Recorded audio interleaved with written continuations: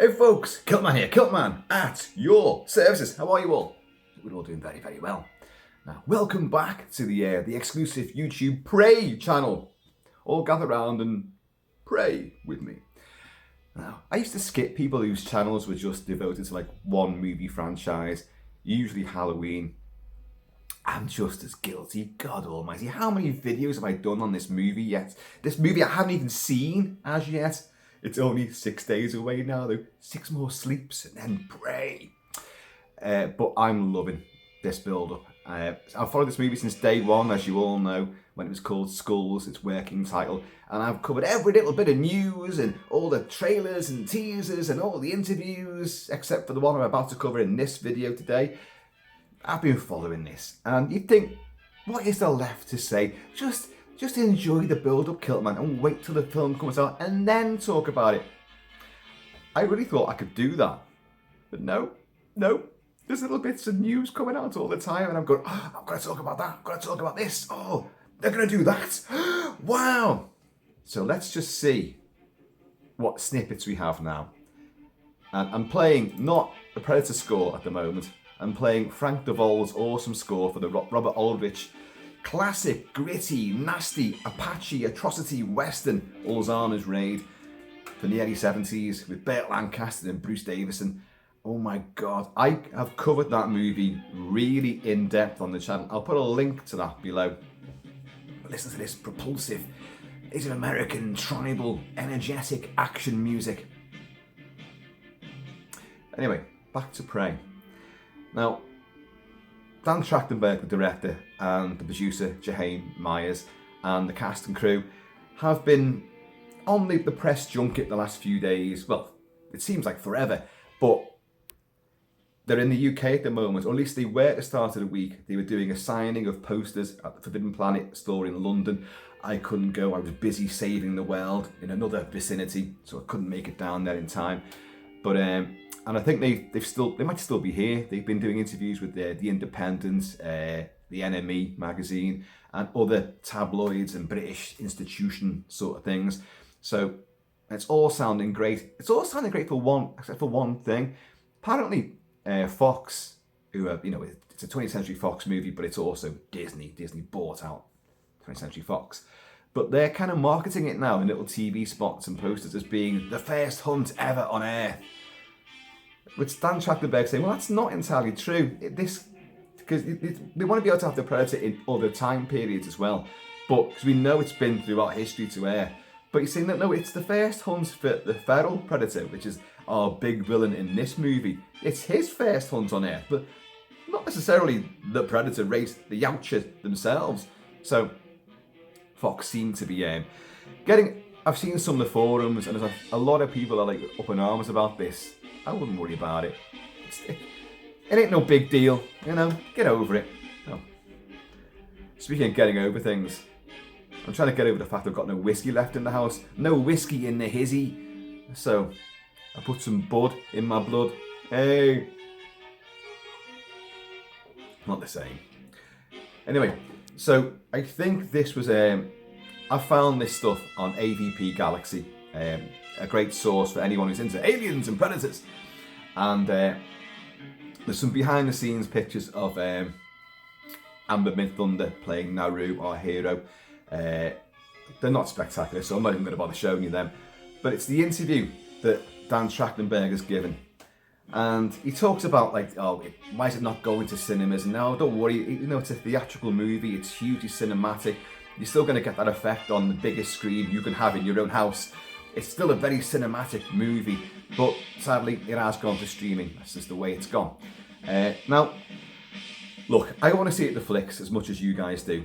And it is showing, they are playing it in some different theatres, very select, limited run theatres.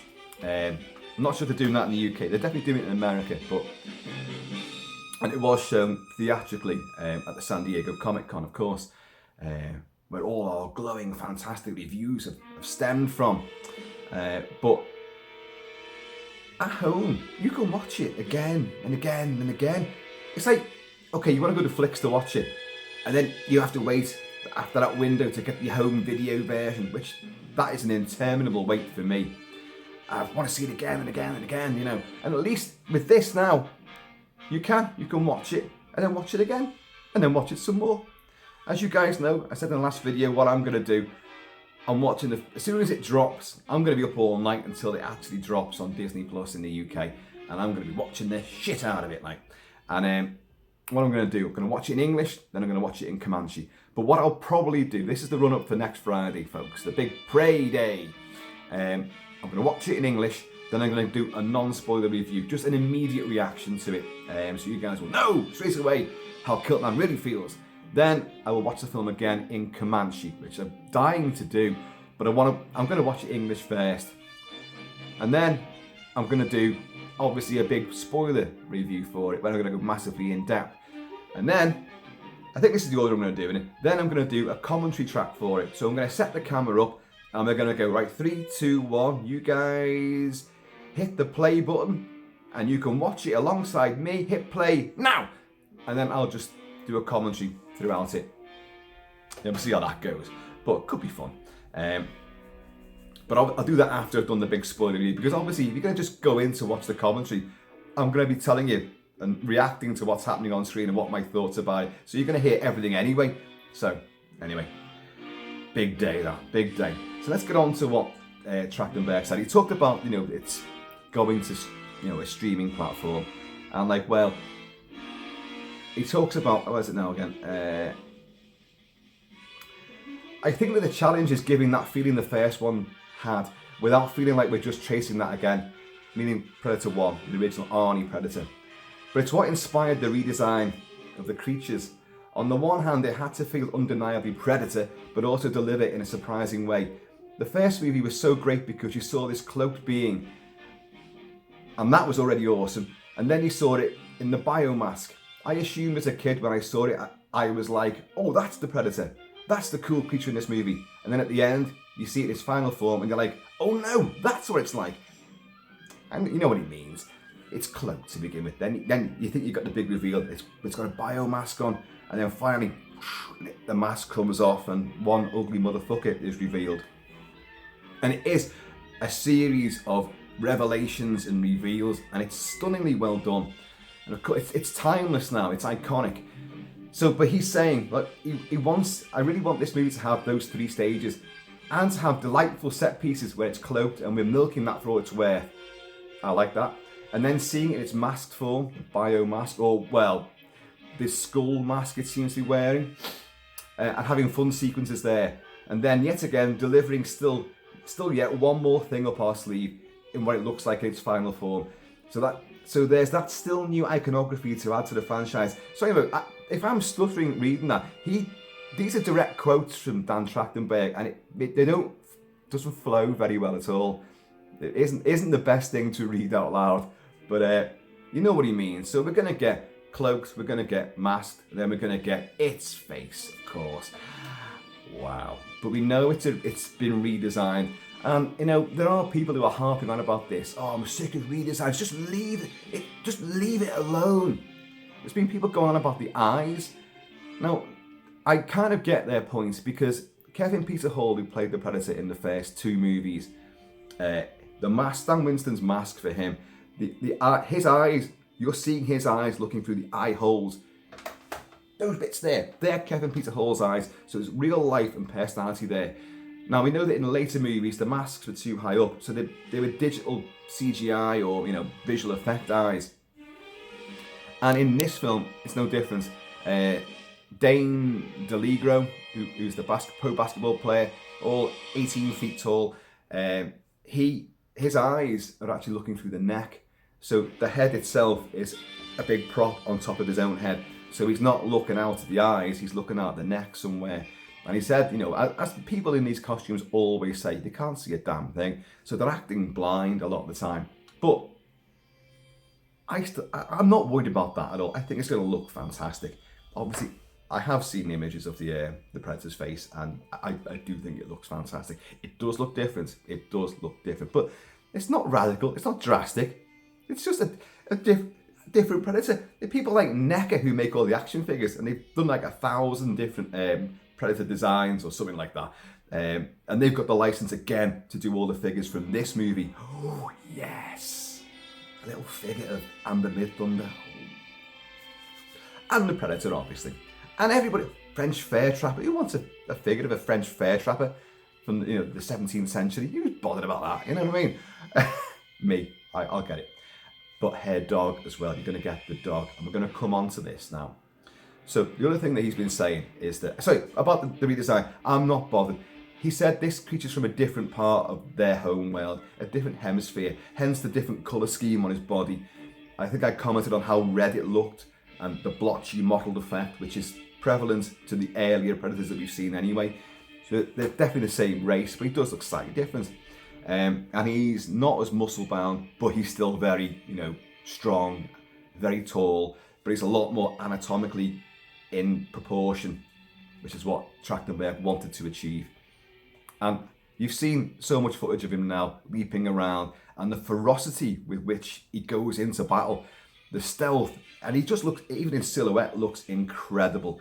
So, and you've heard from all the people who've been reviewing it that, yeah, this Predator is a fucking badass. He does the most insanely gory killings. Keep hearing that word, insanely, about this. He likes it, he does. So I've got no qualms, I've got no worries. Oh, he's not going to look just like the original one. No, he's not going to look like the original one because it's not meant to, and what are you going to do? You're going to dig up poor deceased Kevin Peter Hall and put him in the suit and just strut him around the set? No, it's not going to look the fucking same. Get over it.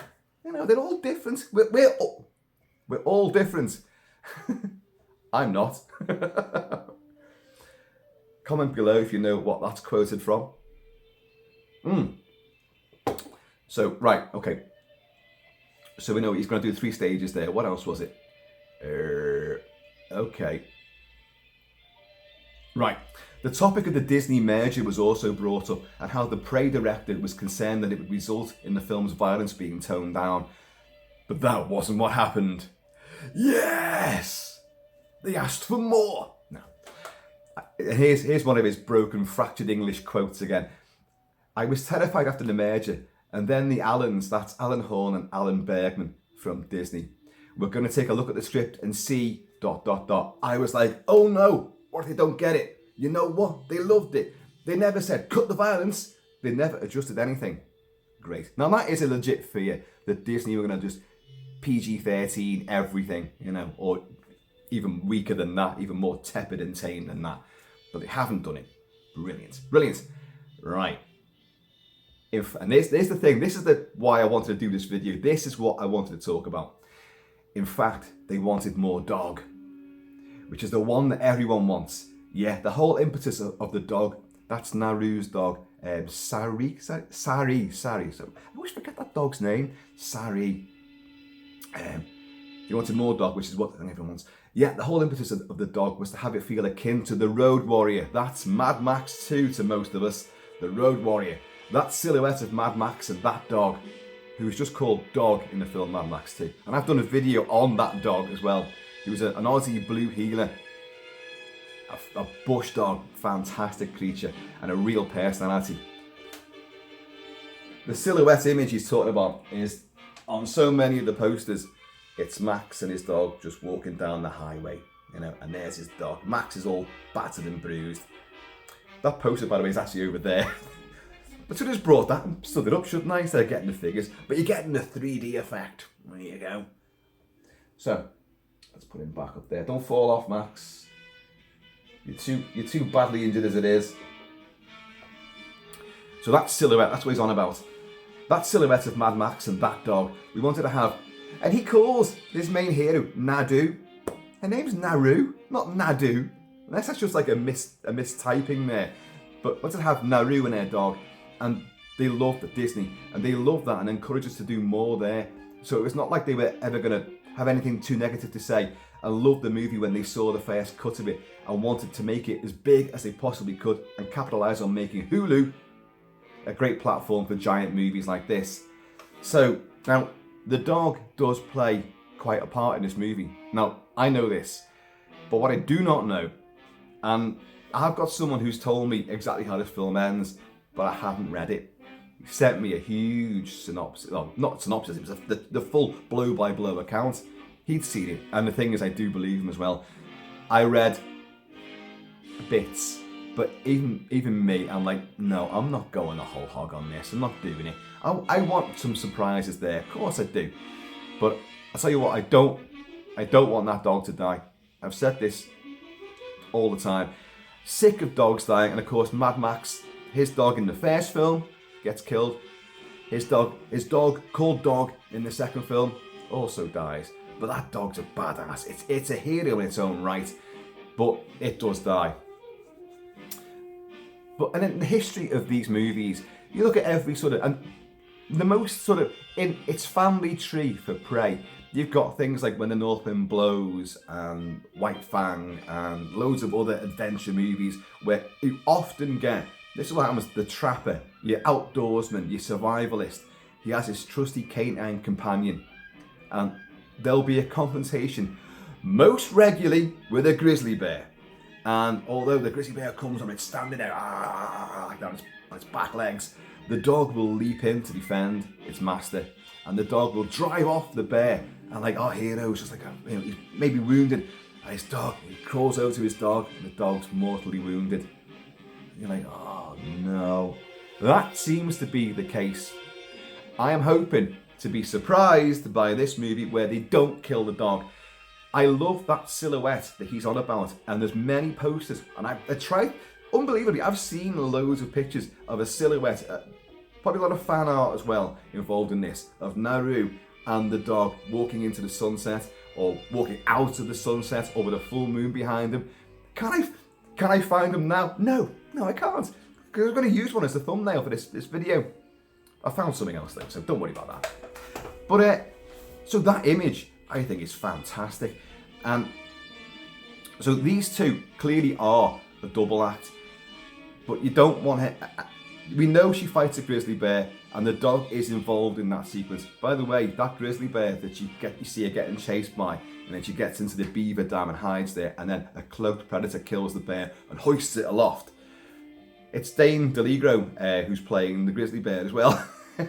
Not for a lot of it's like a CG bear, possibly some real footage too. I don't know, but certainly in the clip where it's going for it and it's trying to get into the dam where she's hiding, that is actually Dan Trachtenberg, who's playing the bear. And I know that because he posted pictures on Twitter or whatever the hell it was, like of him in the bear suit, just with the mask off, like. But I think he's holding the mask as well, the big bear head. So we know he's doing that.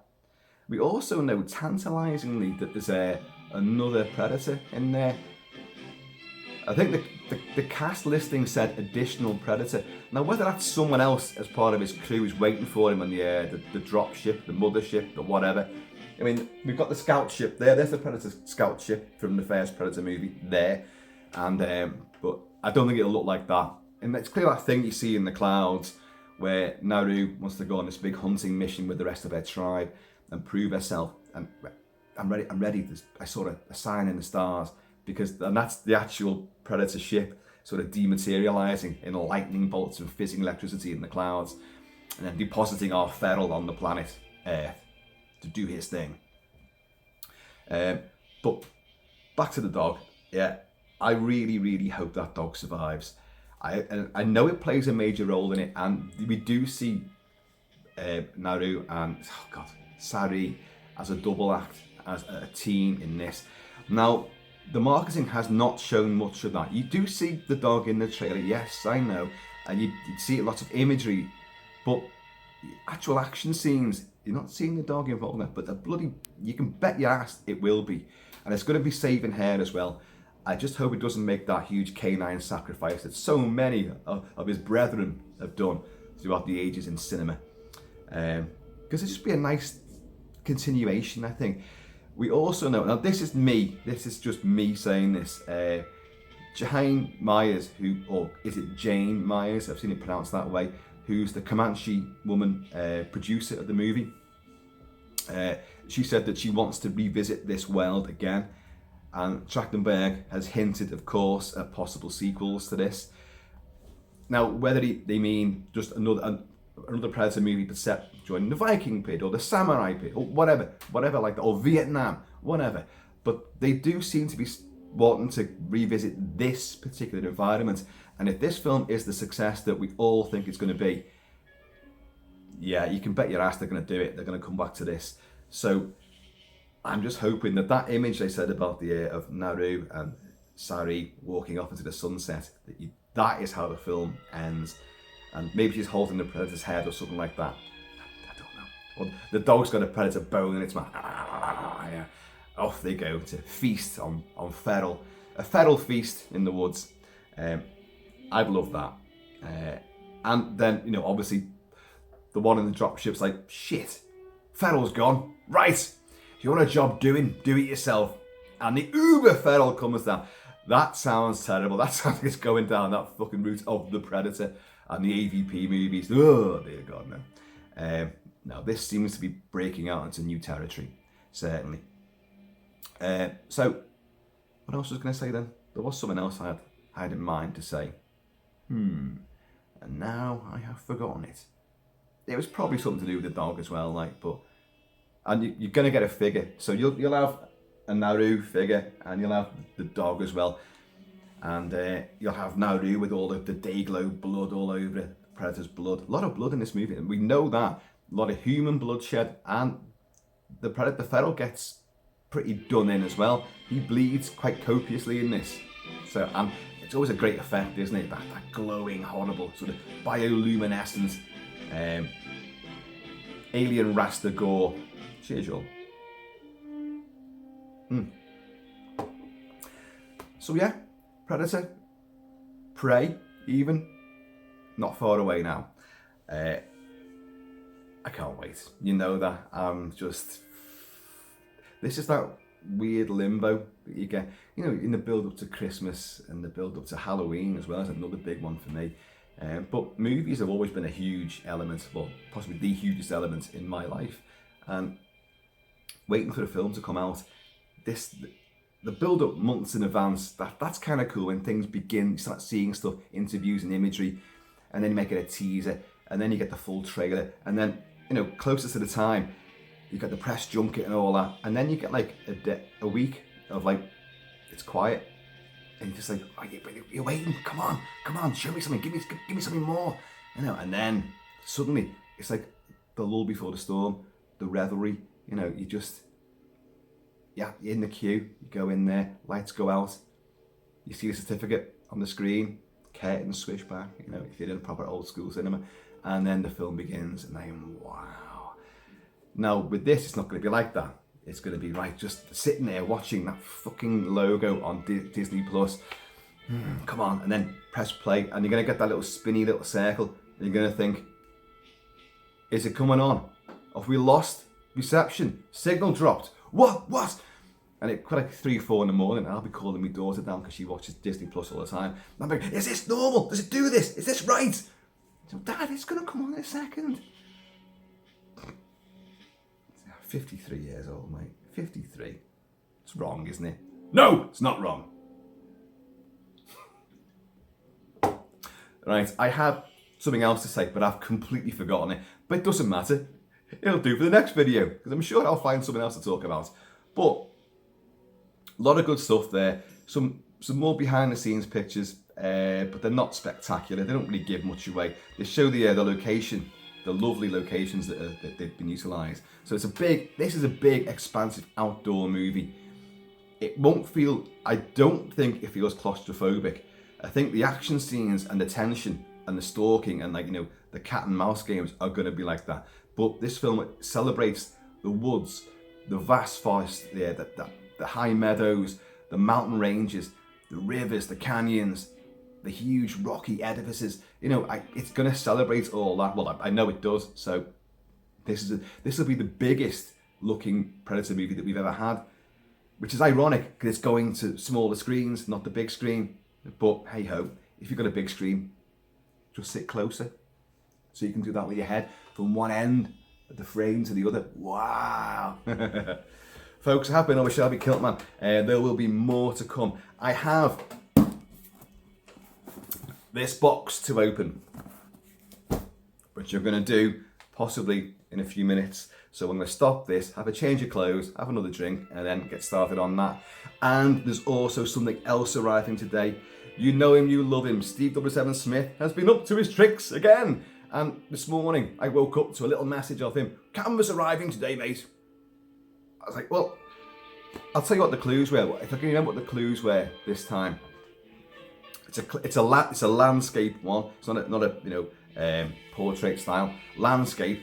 It's not a British quad poster. It's not fan art. It is I presume it's actually an American poster then, but which is odd to be in landscape, but a big billboard style. And it's an 80s classic movie with one of the best soundtracks ever, and the special effects for it were groundbreaking. I straight away had about 30 titles, which, an classic 80s movie with special effects were groundbreaking, and they really, influenced everything, and the soundtrack's one of the best ever. All my favourite films come from that particular time period, and they all fit the bill. I'm saying right now, I think it might have something to do with a T-800, possibly. What did you say, Kilt-Man?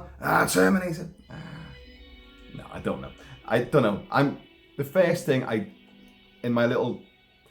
the mashup list that exploded in my brain when I read those clues, the one that came thundering out of the melange of other titles was a Terminator striding towards me. I don't know if that's what it is. It hasn't turned up yet, but could be, who knows? We'll find out later. Anyway, folks, rambling over. I'm going to see you all. Oh, I know what I was going to say. And it's kind of ridiculous as well.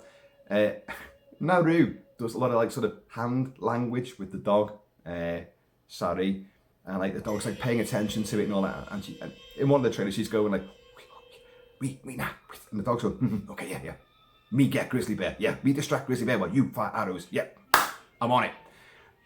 Well, you know me and my dog, because I'm walking around. I'm going out to the pubs with me dog, and I think I'm the Tartan, Sioux, Cherokee, fucking warrior of the wasteland. That's me, Conan the Bohemian, and I'm there with my trusty sidekick, who is the Thing from Another World. She is the Thing, the dead ringer for Jed, who played White Fang as well, but he also played the Thing in The Thing, and this is all in my mind. Oh, I'm one of them. I'm playing movie soundtracks as well. Predator at the time. So I'm going hand signals to the dog, and the dog's just going, fuck are you doing, Dad? And I'm going, me, you, like that, whiskey. The dog's just going, shut up, fucking idiot. Just like that. She actually did just look at me like, what? Folks, gonna see you all.